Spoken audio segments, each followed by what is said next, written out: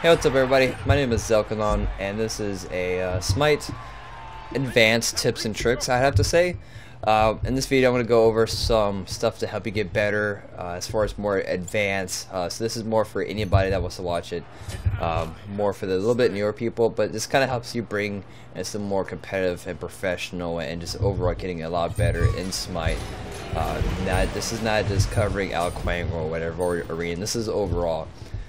So what I first want to go over is being efficient. Being efficient and Smite, and how I mean it is really just all timing. And what I first want to go over is knowing where the item's at in the shop. I see this way too often when I play in Smite. Sometimes I see people just, it looks like they're just going AFK in the base, like they just rage quit or they just gave up, but really they're taking way too long in the shop. So they kind of get better at that. Maybe go into some practice AIs or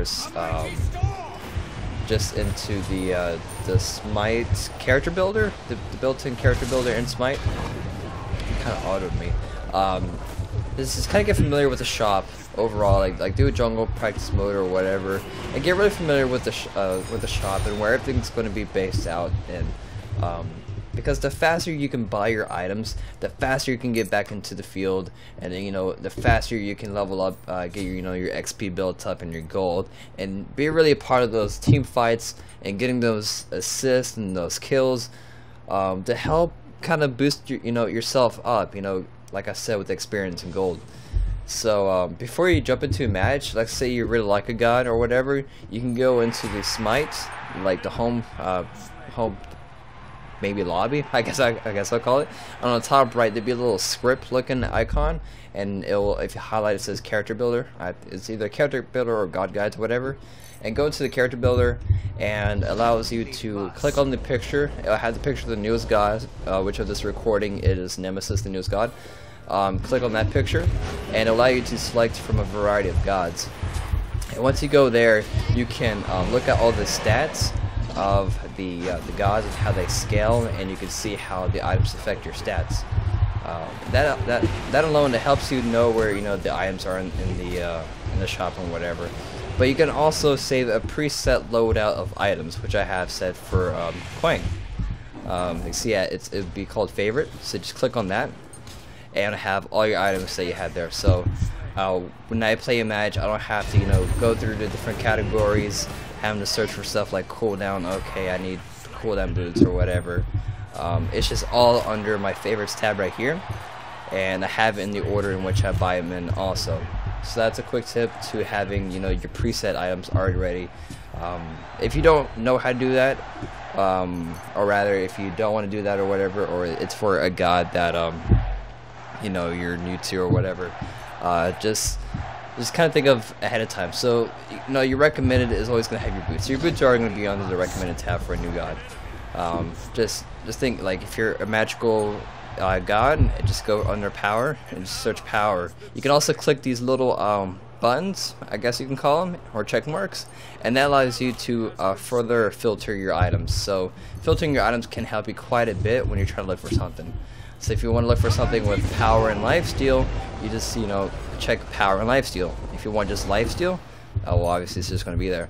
If you just want like attack speed, there's your attack speed items. If you want attack speed with penetration, check that mark, and there you go, demonic grip. So that kind of helps you out. I really like this feature in the new shop.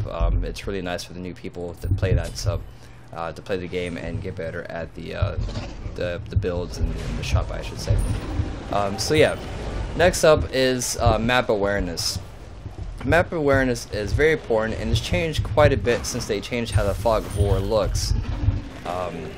It changed quite a bit. So what I mean by this is not only where your allies is at, it's more of also where the enemy's also at. And this doesn't also even solely include on the map itself. It also includes where you're looking at. Scanning the battlefield, seeing if they're strafing, if they're going for the left jungle or if they're going for the right jungle. This includes for any game mode for that matter. You can, like, depending on your view distance, or I think, is that an option in here? I don't even know if that's an option, if you set view distance. No. Okay, so everybody should have the same view distance. That's good. So sometimes when I'm on the other side of the map, getting the mana buff down there and beginning the match, you can kind of look across to the other mana camp, and you won't see the gods necessarily, but you can see the animations go off, so you know that they're going to be on that side, snagging the buffs, you know, like for arena. If you see them not in the middle of the map where your minions are at, then you know they're not going to be clearing that, so you know they're guaranteed going to be in that jungle. So map awareness is very important, and in bigger maps such as Conquest and Joust, you can increase your map awareness by buying wards.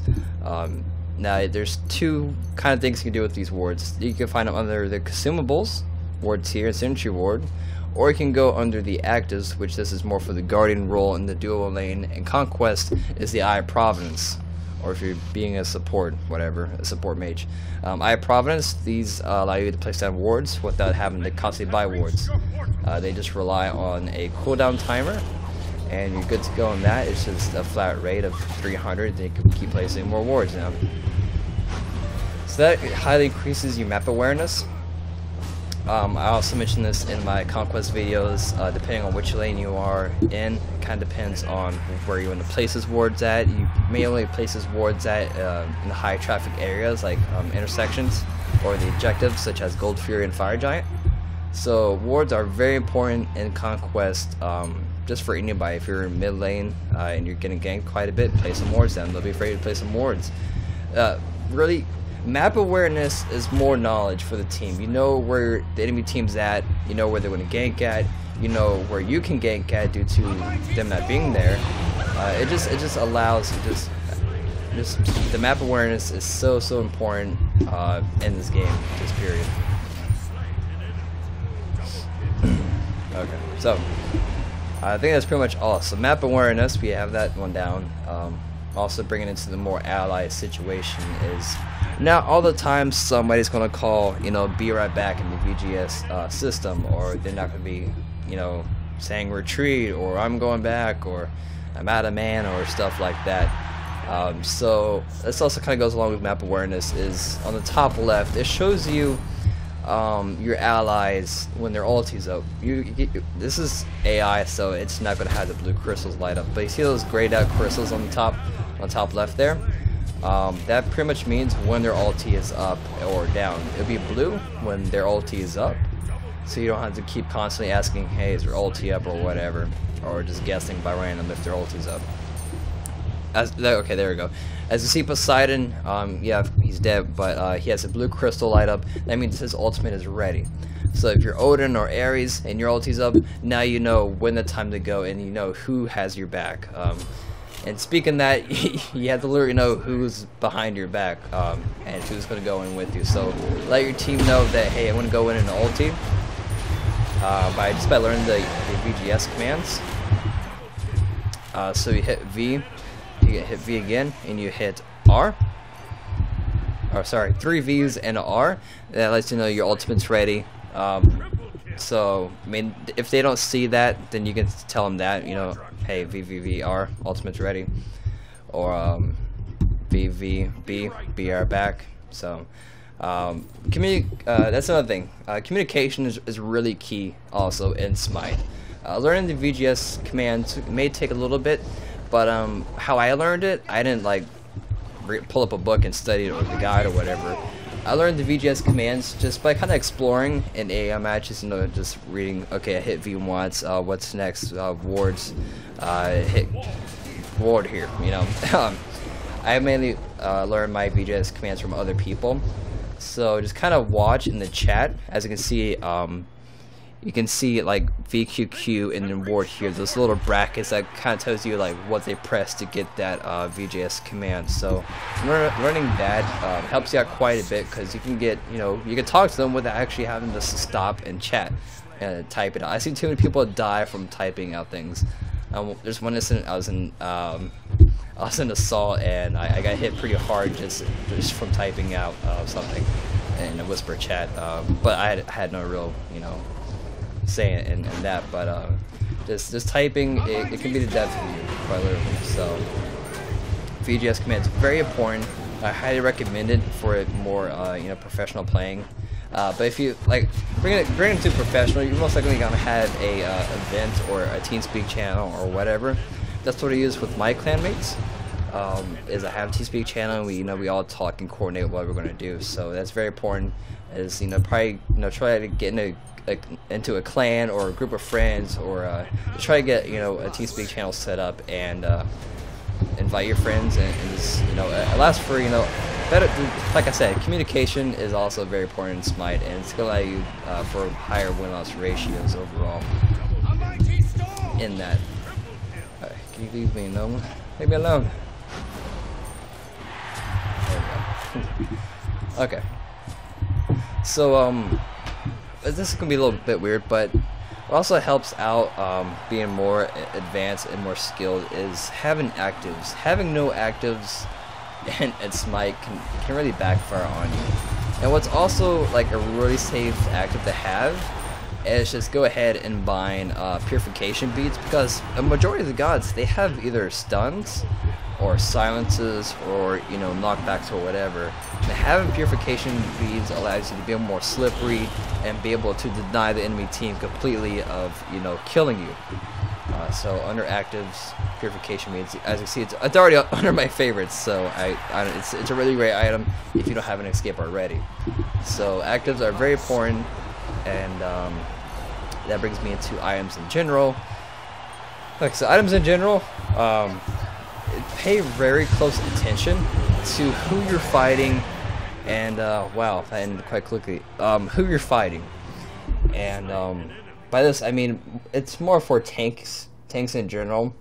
So like if you're fighting a heavy physical team and you're a guardian, don't buy a lot of magical defense items.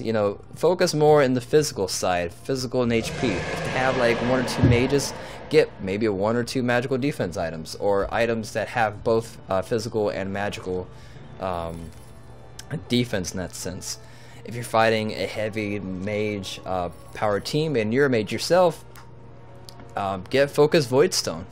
That gives you your magical protection and magical power and penetration. If you're fighting a lot of warriors and guardians, focus more on penetration early. That way their defense doesn't mean anything to you. Maybe get some HP items like Warlock Sash or Gem of Isolation for mages. So knowing your enemy and knowing they're mainly like if they're physical or magical in range and such, that kind of mold your build around that. Not every match, every game mode is your build going to be exactly the same. It varies. On game mode like Conquest and Arena, obviously you're going to get different items, different actives, and different orders. So if you look up a build on one of my videos, or Smite Fire, or Dry Bear, or Squiddish, or TK, or anybody else in the community, that build may not be for Arena or may not be for Conquest. So just pay close attention to that. If you want to look up for specific builds for specific game modes, type that all in. Don't type in just like raw build. And if they don't discuss Conquest and Arena builds or different variety of game modes like how I do on most of my videos, at least I try to in my newer ones. So just keep that in mind on kind of mold your build on who you're fighting.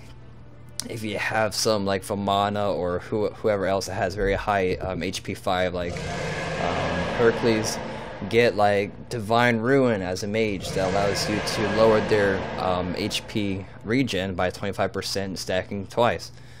Just kind of things like that you want to pay attention out for. And in saying that, let's go over to the guides. Okay, so on the top right, this little scroll looking thing, it says guides. We need to highlight over it and click on the newest god. That'd be here, a little picture, and this allows you to pull up the roster of the gods and goddesses. And then let's say if you want a raw, you can test that raw. Okay, now you have raw selected here, and then over here you have level, and you can click on it and you can type in, let's say you want to start level 5, or you can type in level 20. I'm going to do 20 because I want to know what my end game would be.